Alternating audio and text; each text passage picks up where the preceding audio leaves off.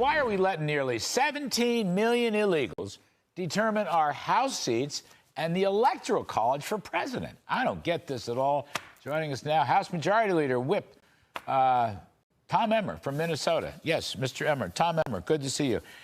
January 2021, you know this story. Joe Biden, executive order that the US Census Bureau factor in all residents, legal and illegal. And then, of course, as you also know, Mr. Emmer, that will determine the volume of House seats, and it'll determine the Electoral College for president. I would suggest you want to stop this, but I haven't heard much about it before today's news story.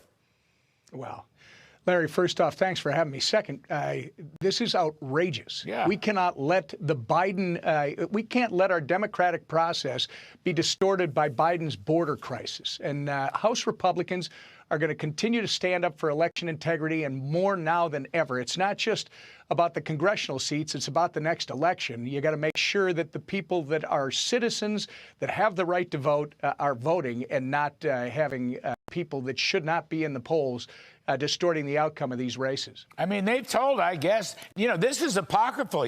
This executive order, the beginning of his whole term, January 21. So this was open borders. This was apocryphal.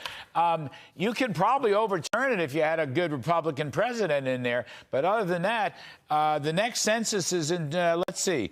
The next census is coming up in June. This is as of June 2023. You've got to change this. I mean, they're talking about roughly a dozen seats, Tom, and maybe it'll be more by the time. I think it's, no, 22 seats. I beg your pardon. 22 seats, Tom Emmer.